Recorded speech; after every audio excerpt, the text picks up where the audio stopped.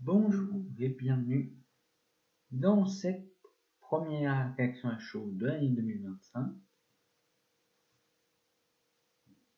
Oui, j'ai attendu février pour faire une réaction à chaud, je sais, c'est bizarre. Mais bon, je suis bizarre.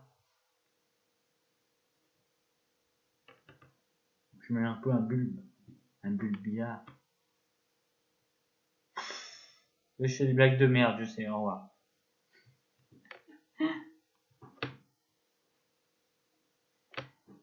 Et pour cette réaction à chaud, on va parler de Captain America Brave New World. Alors pourquoi ne pas avoir parlé des films que j'ai vus en janvier? Bonne question, j'en sais foutrement rien.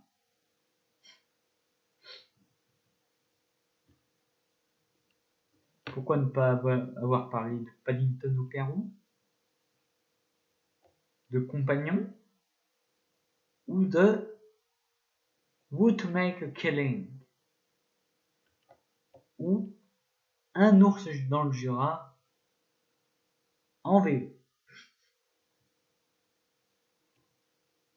Ouais. Parce que on peut se moquer des traductions un peu nulles en français, mais ils sont un petit peu pareils à l'étranger, hein. Même si pour le coup, le titre est pertinent. Ouais. Je commence à m'égarer un petit peu, désolé. Alors,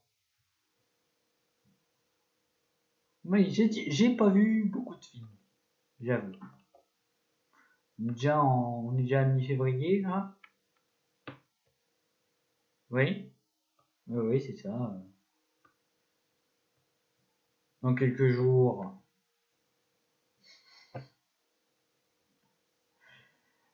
la plus petite de ma famille va avoir 2 ans.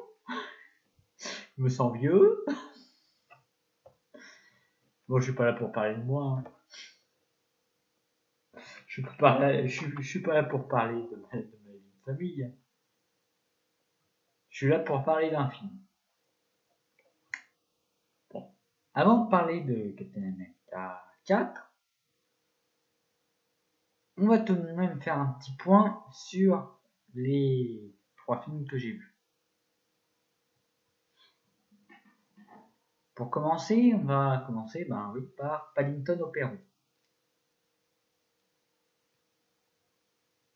qui est bien mais moins bien que ses prédécesseurs. Peut-être dû au changement de réalisateur, mais peut-être dû aussi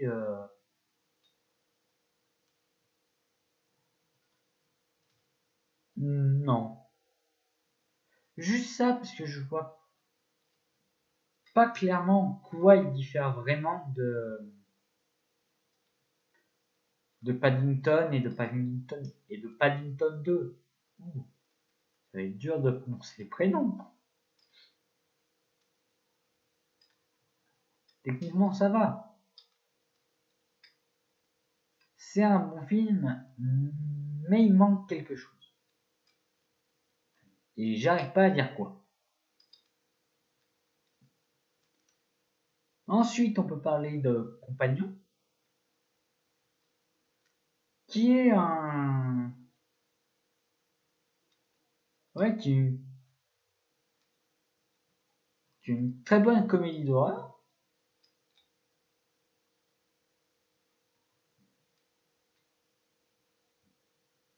Dans la veine de de Lisa Frankenstein ou de Warm Bodies.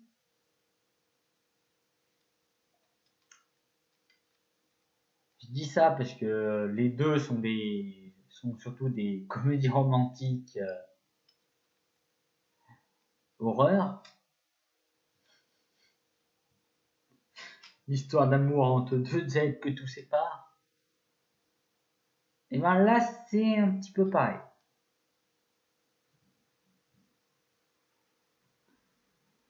J'en dis pas plus, même si ça fait longtemps que le film est sorti et qu'au moment où je sortirai cette vidéo, il sera plus en salle.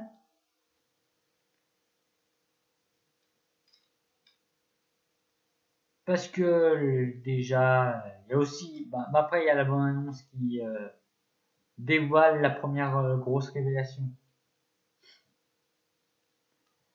C'est un peu de la merde.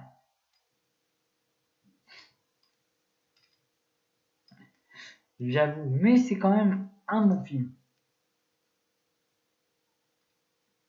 Les acteurs sont plutôt bien.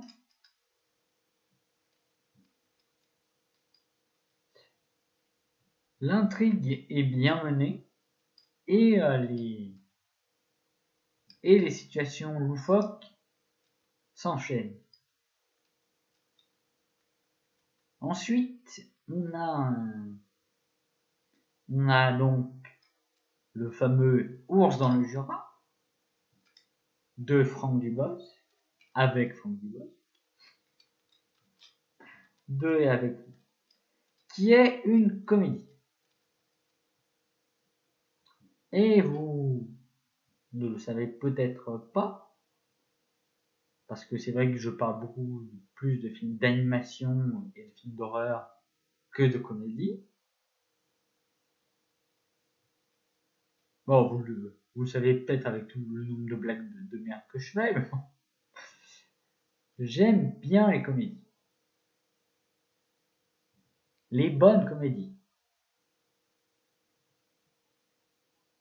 Pas celles avec des blagues de merde qu'on pourrait oublier tout de suite. Non, je vise aucun film. Je vise aucune franchise avec un certain question d'ordinateur qui a déjà trop de films dans sa poche, ni des films Astérix récents. Oui, là j'ai le droit de le dire. J'ai découvert, j'ai enfin vu Astérix Obélix et l'Empire du Milieu. Des clichés de merde.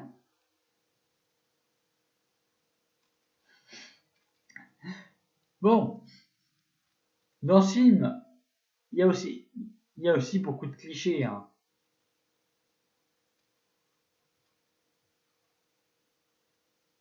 Des personnages et des situations vraiment hilarantes. Après, j'ai le rire facile. Hein, la preuve, rien qu'hier soir, j'ai rigolé devant un nom de famille d'une actrice dans le générique d'un film. Je veux pas dire qui c'est. Je vais pas dire de quel film aussi il s'agit parce que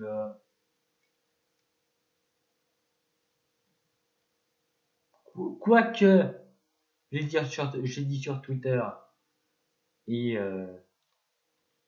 donc je peux le dire là. Hein. Oui, Electra. Oui, j'ai regardé Electra.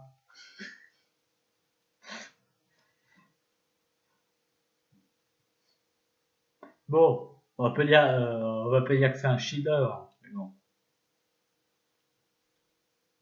ça va quand même. Il y a pire en matière de films de super-héroïne dans les années 2000.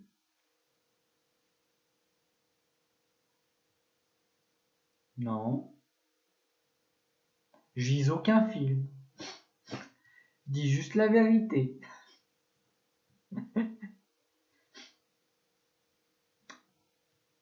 Après, on peut parler de quoi? Eh ben, le WC dans le Jura est vraiment un très bon film. Mais bon, au lieu de parler de ça, on en parlera peut-être. On parlera peut-être de ces films dans quelques mois.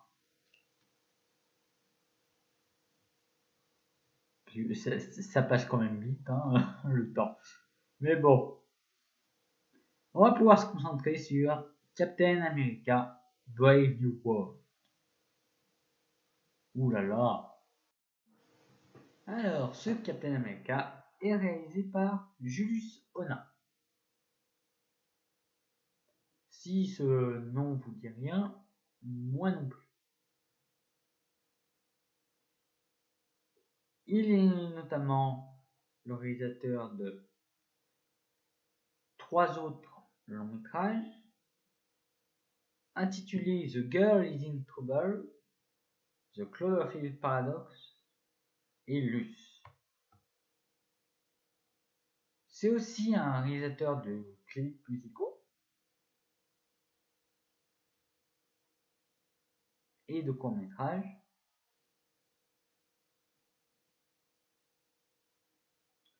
Et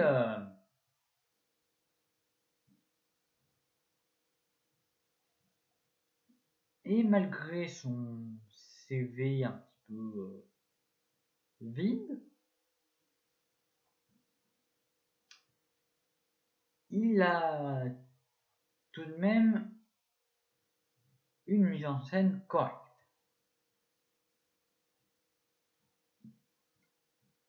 Mais on en parlera de ça plus tard. On va déjà voir de quoi ça parle.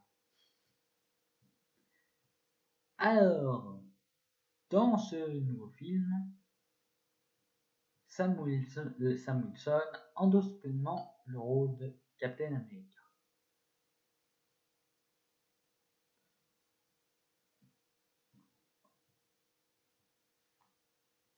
Et au début du film, comme à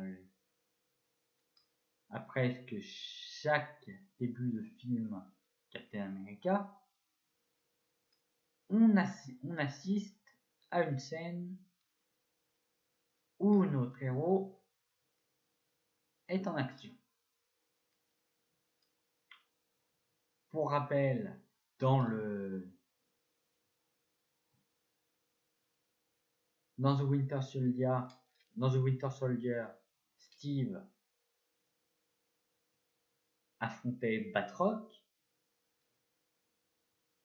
un Français qui avait plus l'accent québécois qu'autre chose. Dans Civil War, les Avengers dirigés par Captain America et avec de leur côté Wanda était chargé d'appréhender Bones, alias Brock Ronlo. Pourquoi c'est toujours dur à prononcer leur nom? Et cette fois-ci, Falcon, Captain America, est chargé d'arrêter les serpents et leur chef, joué par Giancarlo Esposito. J'ai envie de faire une blague de merde, mais je vais pas la faire. Pour des raisons évidentes.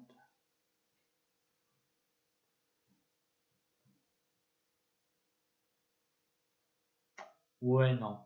On va pas la faire, hein. On va éviter les blagues de merde.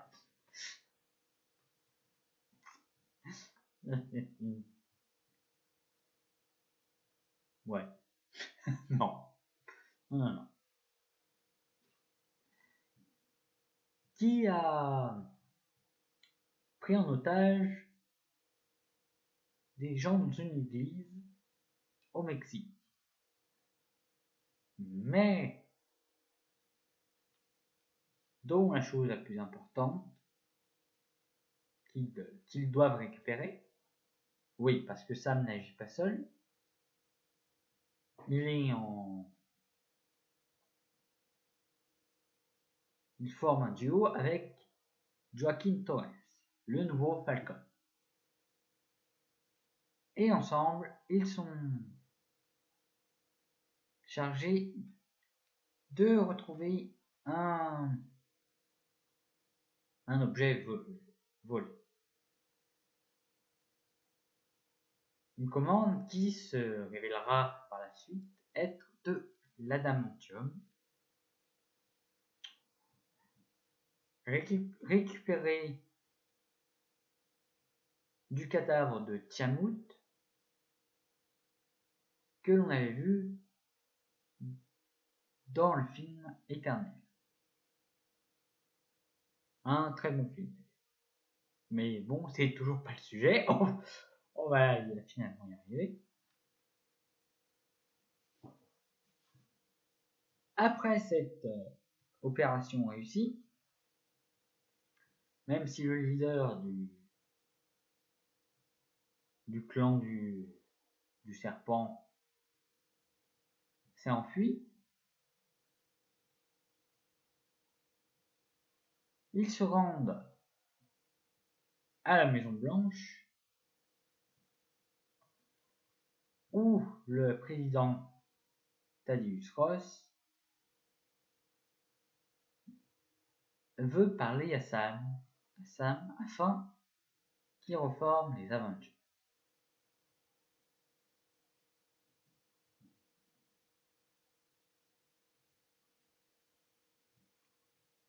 Mais très vite, tout va pas aller bien dans le meilleur des mondes,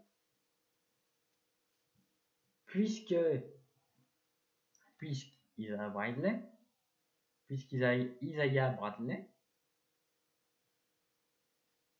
un Captain America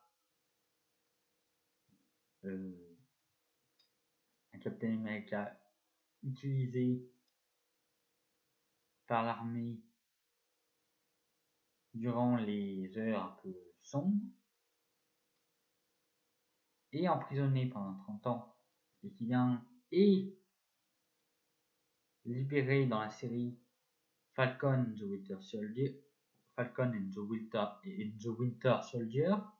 Purée, je parle accent, je parle bien anglais, mais mon accent pue la merde. J'avoue. Désolé.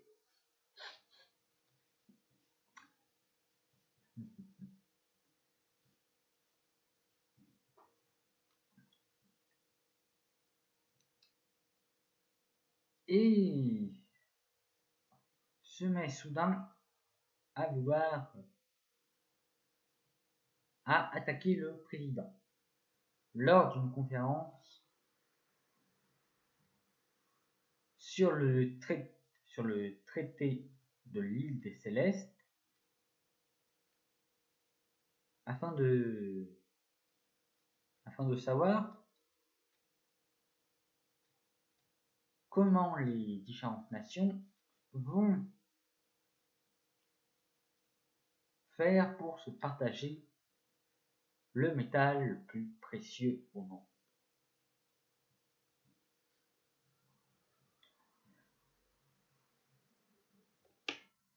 Va s'en suivre une enquête mené à la fois par Sam Wilson et par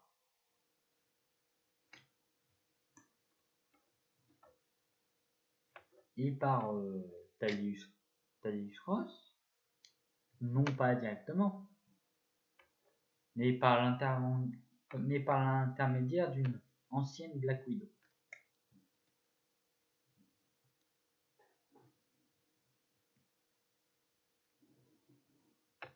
Je n'en dirai pas plus sur le scénario pour éviter de spoiler. Même si, encore une fois, la bande-annonce fait le travail en place. Hein. Vous savez comment ça va se passer. Mais bon, c'est pas trop grave, puisque les bandes annonces qui disent dévoilent une chose importante pour le film, on en voit de plus en plus. Hein. Vous allez voir la bonne annonce d'Abigail et celle de Compagnon, dont j'ai parlé juste avant. Oui, bon, ça va être long, ça va être long. Ouais. Donc, après ce résumé, on peut parler du film. Et on va commencer par l'intrigue. Alors, on peut dire que ça fait du bien de retourner à une intrigue un peu plus terre à terre dans le MCU. Parce que les films sortis auparavant jouaient plus sur la carte du multivers ou choisissaient d'aller dans l'espace. Je pense à The Marvels et les Gardiens de la Galaxie 3, mais aussi au pas terrible, encore une fois, Deadpool et Wolverine, que j'ai parlé là, et à Ant-Man et la Guêpe, Quantum Mania, qui lui aussi n'était pas top.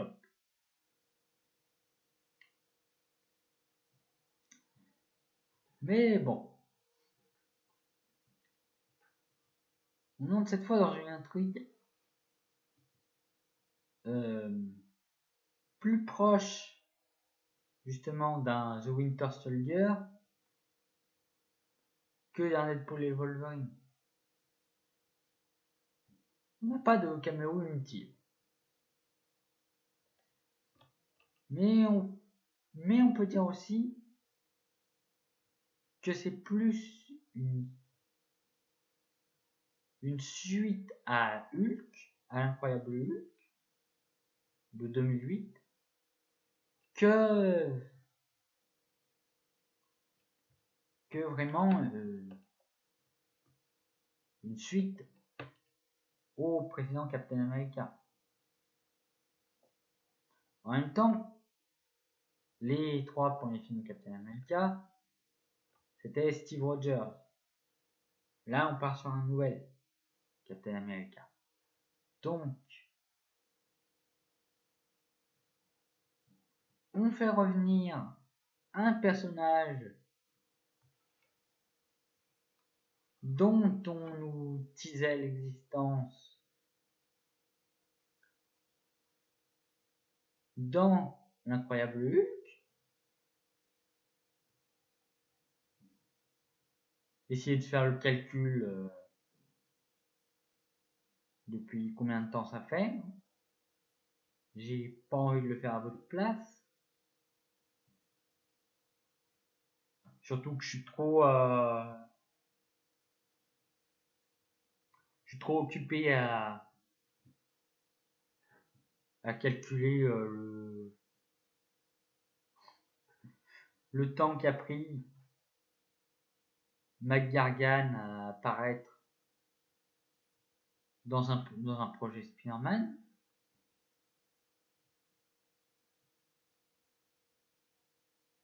J'ai pas envie de calculer, hein, désolé. Ça a pris presque 10 ans. Hein.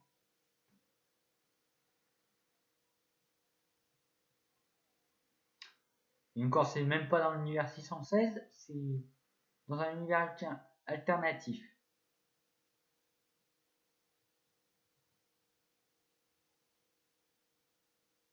Oui, non, ne vous inquiétez pas, j'ai pas parlé de cette série beauf qui est la nouvelle série animée Spider-Man.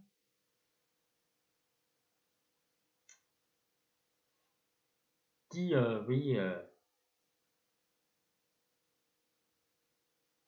qui fait des clins d'œil aux comics par rapport aux costumes, sans comprendre leur signification. Oui, parce que le costume de Prodigy et des autres, il a un sens. Oui, bon. Revenons à Captain America 4. Et du coup, au fait que ce soit plus, qu'on pourrait dire que ce soit plus un Hulk 2 qu'un film Captain America 4,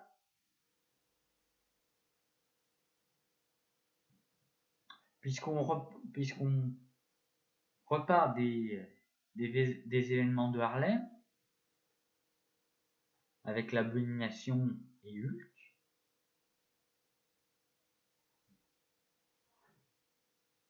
Techniquement, c'est pas une mauvaise chose.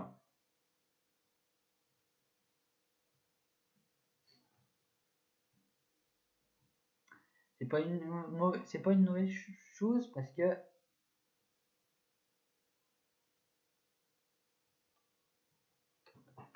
parce que c'est quand même une très bonne intrigue.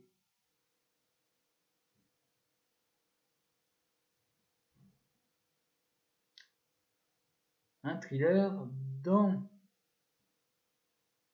lequel Captain America doit prouver l'innocence d'un vieil ami. Manipulation mentale, ça vous rappelle rien?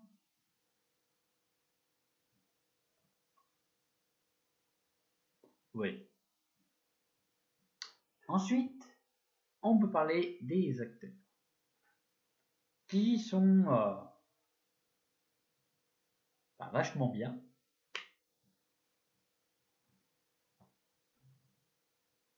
Anthony Mackie, oui, j'ai envie de dire oui, respire le charisme dans son costume, dans ses costumes, puisque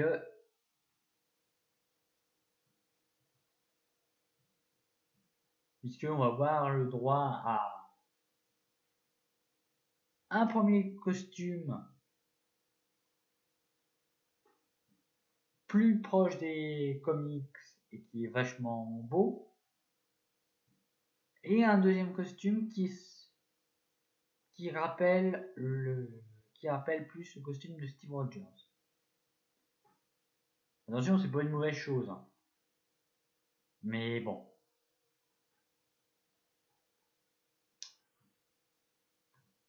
Et non, Sam n'est pas Steve Rogers.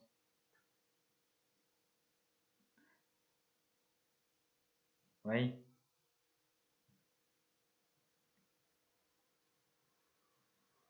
Mais en quoi ça ne fait pas de lui le Captain America?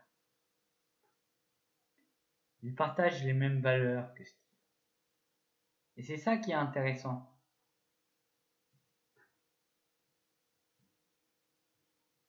On a, encore une fois, ça me remet en question sa légitimité en tant que Captain America. Surtout après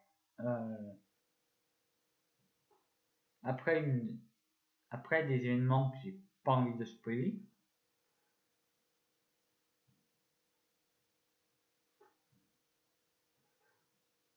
Et j'ai pas envie de spoiler aussi à qui se confie par rapport à ça. Mais sachez que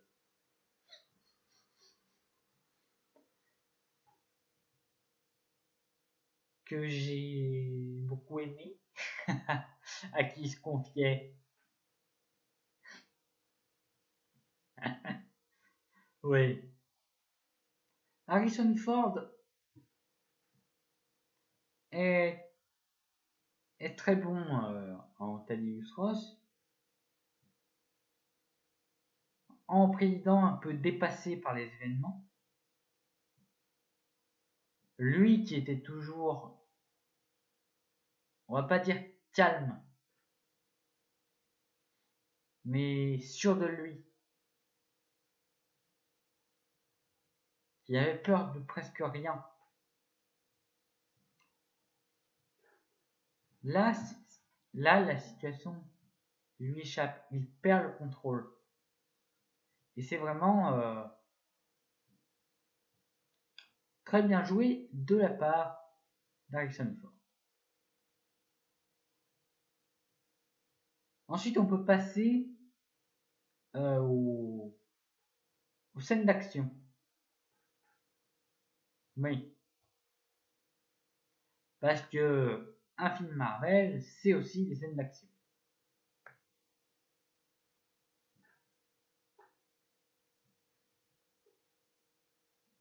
On en a pour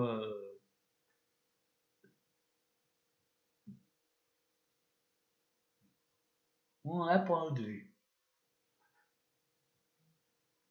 On va pas dire que ce sont des scènes d'action marquantes. Elles sont dans la base de tout ce que fait le MCU.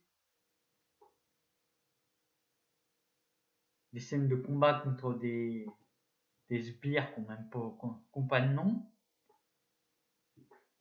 mais qui sont quand même assez stylés.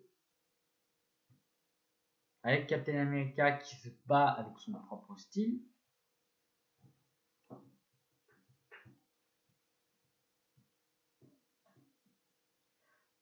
Je pense notamment à la scène de l'île du Céleste.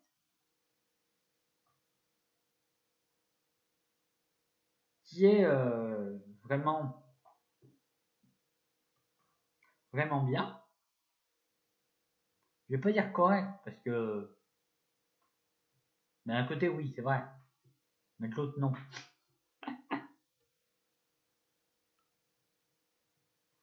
Qui est pas une des scènes les plus marquantes du film.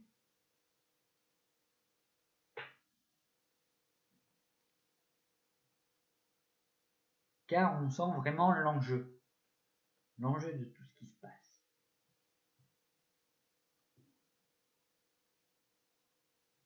Mais encore une fois, l'antagoniste principal, appelé le leader, non pas le leader, hein, le leader, qui est franchement assez peu développé, mais est tout de même très bien.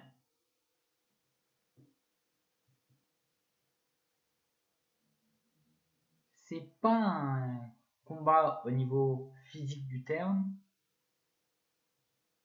mais plutôt d'un niveau stratégique. Lui veut sa vengeance sur Ross. Il va tout faire pour y arriver. Et c'est ça qui est très intéressant. Chez cet antagoniste. Et ben, on va dire que c'est qu'il est dans le top 5 des antagonistes du MCU post-Endgame.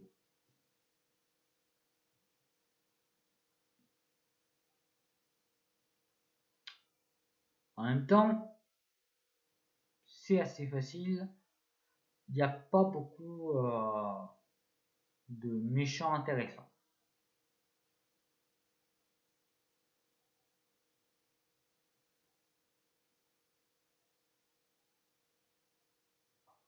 Pas beaucoup. Il y en a quand même, mais voilà.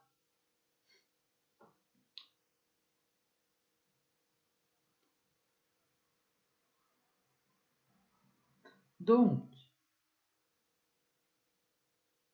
on peut parler aussi de des visuels qui sont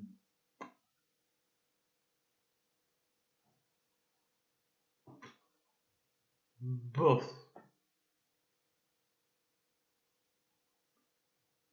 Ça soit souvent que c'est en CGI en fait.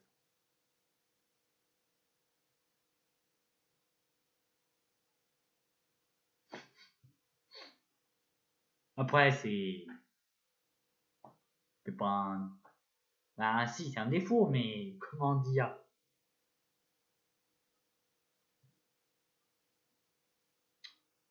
C'est pas ce qui importe le plus.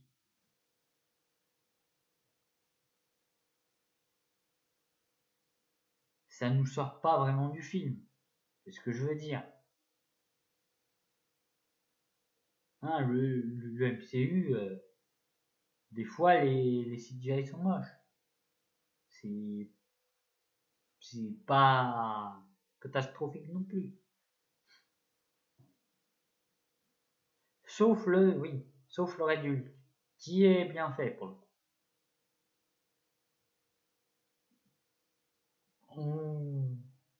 Je vous ai dit quelque chose qui était dans la bande-annonce. Ouh. J'avais dit que je spoilerais pas, mais maintenant si.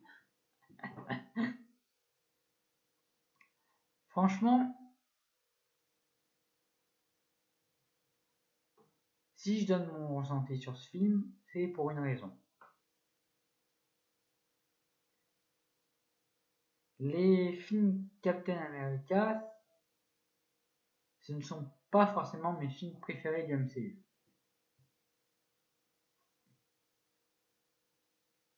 Ce sont des films que je trouve corrects et très intéressants,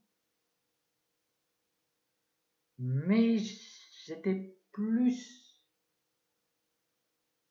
du côté des films qui tentaient des choses, comme par exemple Iron Man 3 ou Les Gardiens de la Galaxie, que des films comme Captain America. Après, c'est pas vraiment un reproche. C'est ce qui se fait, c'est ce qui se fait dans la norme des films de super-héros actuels. Et je n'attendais pas grand chose de ce film Captain America. Ce qui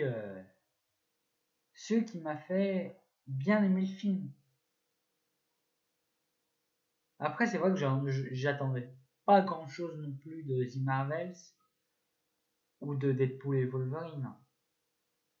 Ça m'a pas empêché de trouver Deadpool et Wolverine un peu nul. Mais bon,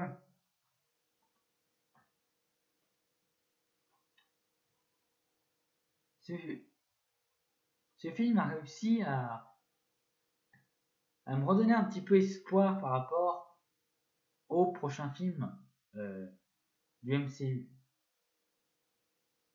Et plus particulièrement au film Les 4 Fantastiques dont j'attends énormément. Je vous rappelle que cela fait 10 ans que les 4 Fantastiques n'ont pas eu de film. On peut dire merci la Fox. Merci la Fox d'avoir saboté un film comme celui-ci. Mais après, surtout, si on reste encore une fois dans le terre-à-terre, ça me donne envie pour Thunderbolt. Bon, à dire Thunderbolt, surtout j'en ai envie pour presque qu'une seule chose.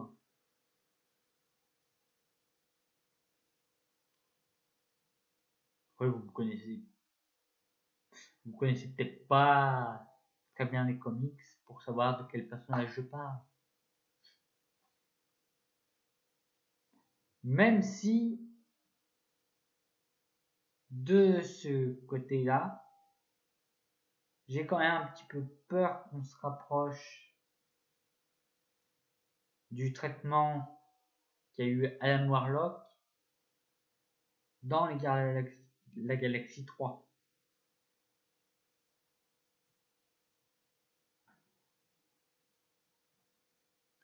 On dirait que c'est une critique, mais j'ai bien aimé Adam Warlock dans la Galaxie 3. Mais c'est juste que oui, James Gunn a énormément changé sa personnalité. Bon, cette réaction à chaud touche à sa fin. En ce moment, je suis en train de préparer le nouveau cinémascope et de me concentrer aussi